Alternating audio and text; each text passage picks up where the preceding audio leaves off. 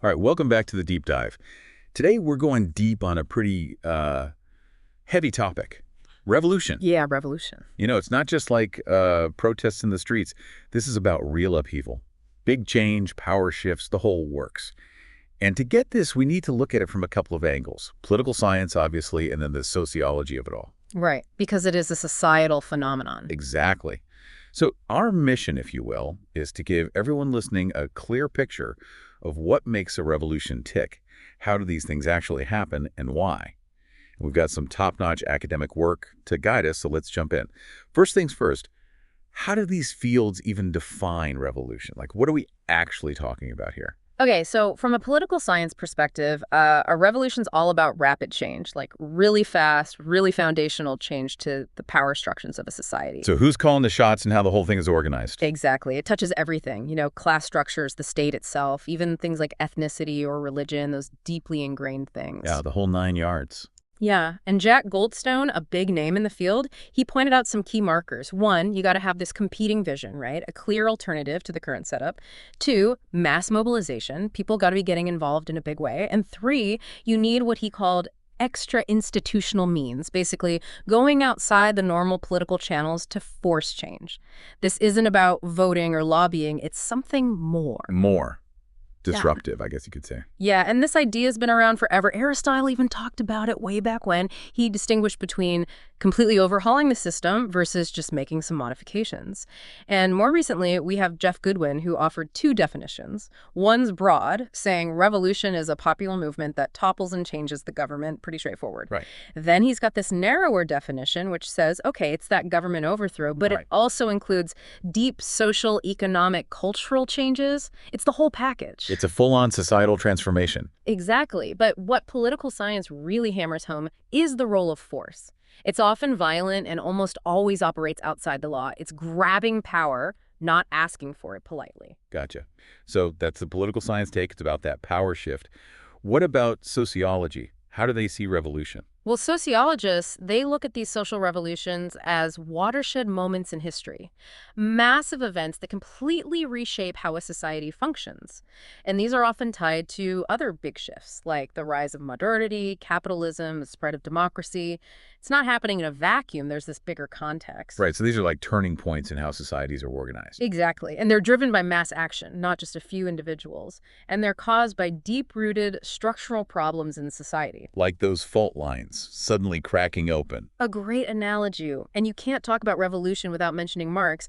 He famously saw revolution as like history's reset button. The old economic system gets replaced by a new one because of built-in tensions and contradictions, class struggle and all that. Yeah, the system eating itself. Yeah, from a sociological perspective, we see some core features.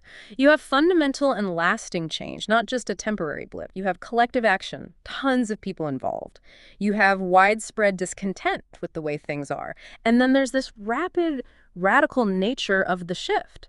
It's not gradual, it's a rupture. The breaking point. Exactly. And academics really emphasize that for it to be a true revolution, it's got to be rapid and it's got to be successful. You have to actually change how society is structured and what people believe. It's a popular uprising, not a coup by elites. And they have to achieve their goals. It can't just fizzle out. That's a far cry from how we throw around the word revolutionary these days, like when some new gadget comes out. Real revolutions, they're messy, they often involve violence, and frankly, they're often not pretty for the people living through them. Right, very different stakes than a new phone or something. Totally. Okay, so we've got the what of revolution. Now for the juicy part. What actually sparks these things? What causes them? What sets the stage? That's where it gets really interesting because both political science and sociology, they point to some similar triggers. And the big one is social discontent, like massive dissatisfaction bubbling up from economic, political, and social grievances. So when people feel the system is failing them. Exactly. Think about it. Extreme economic inequality, widespread poverty, lack of jobs. When people feel the system is rigged, that breeds a lot of anger. And that anger can turn into action. Absolutely. And politically, oppression is a huge driver. Not having a say in how things are run, basic freedoms being restricted, rampant corruption, all that leads to a burning desire for rights and accountability. People want a voice. They want fairness. Right. But here's the thing. A truly critical factor is when the existing institutions can't or won't address these problems. When people lose faith that the government or whoever's in charge can actually meet their basic needs, that's when revolutionary ideas take root. It's not just the problems themselves, but the feeling that nobody in power is listening or even capable of helping. Exactly. It's that sense of hopelessness. So what else can push things over the edge, on top of all that? Well, certain events can really destabilize things, like a major blow to national pride, losing a war, an economic meltdown, things like that.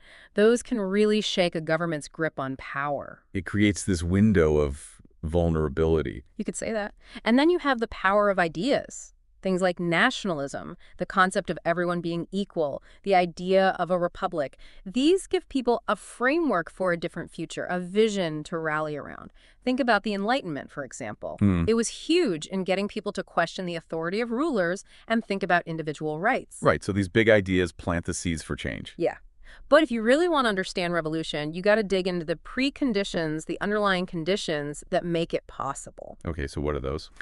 Well, first, the existing power structure has to lose its legitimacy. People need to stop seeing it as the natural order of things, the only way to do things. They need to start questioning its right to rule.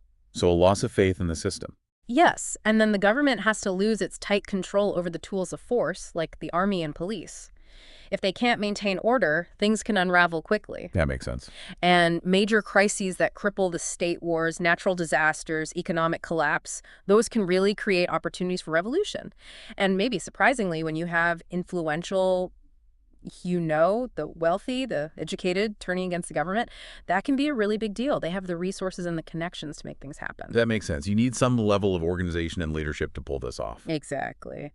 And speaking of leadership, you mentioned a specific idea from Marx about preconditions. Yeah, I was wondering about that. So for Marx, the essential precondition is this clash between how a society produces things, its technology, its resources, and its existing social and economic organization, like who owns what, the class system, all that. It's like the economic system itself becomes a roadblock to progress. So the economic system reaches this breaking point.